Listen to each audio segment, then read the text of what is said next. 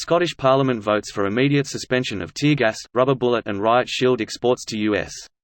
Here's a summary of the article. The Scottish Parliament has called for the immediate suspension of exports of riot gear, tear gas and rubber bullets to the United States, in light of the police response to the ongoing Black Lives Matter protests.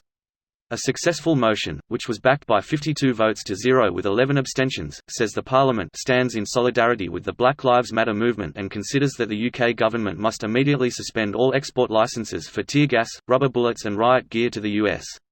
Patrick Harvey, the Green MSP who proposed the successful amendment, said the weapons of oppression, which the UK government has granted active export licences for, were being used by a racist state to brutalise marginalised communities.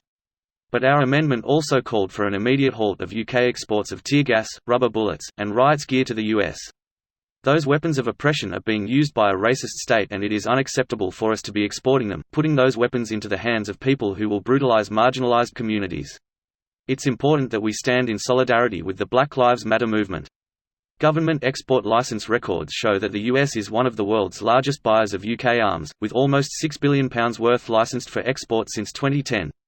The sale of tear gas and rubber bullets specifically is conducted via an open license system, meaning the value of exports is not made public. In total, 3 separate licenses were approved for this equipment.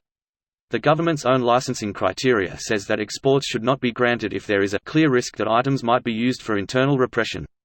The 166 MPs argued that the government is bound by law to freeze export of all policing and security equipment to the US where it could be misused.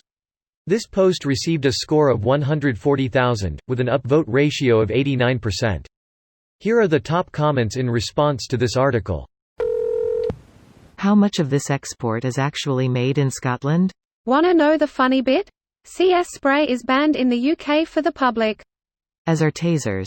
They both fall under a firearms offence too. I wouldn't like to be caught with either here. Firearms sentencing is heavy. No, I think he means CS gas is illegal to use on the public. The public can't own tasers but the police can. That's not true in the UK. The police can and do use CS spray to incapacitate people. The difference is CS spray is directed at an individual and therefore not illegal, whilst tear gas is indiscriminate and illegal. It's more about the delivery than the chemical itself. Oh geez, can't wait to hear the Twitter tantrum. The United K is a bunch of Antifa enabling terrorists and must be stopped. Very bad, very bad. Best words. As an American, thank you Scotland. However, how likely is the UK Parliament as a whole to get on board with this? Is this largely symbolic? If the UK Parliament decide, it will be because the Tories want to and not because Scotland did. If you don't know much about the Tories, the gist is, don't get your hopes up. To summarize the Tories, money greater than everything else. Hey, we have a group like that here in the US too. Cool. Just one? Yup, it's called politicians. Don't mean to alarm you buddy, but capitalism covers more than just the politicians.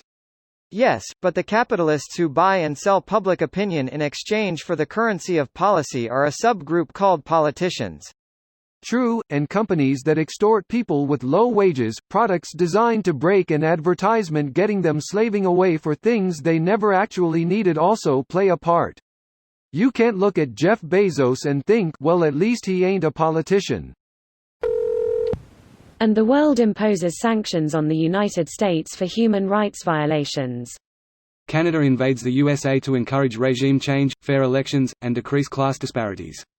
Who knew the movie South Park was going to turn into a documentary?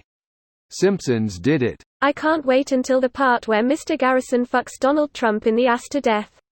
I think even Mr. Garrison has standards. No, he doesn't. Oh geez. Oh jizz. Why is the US importing these things in the first place?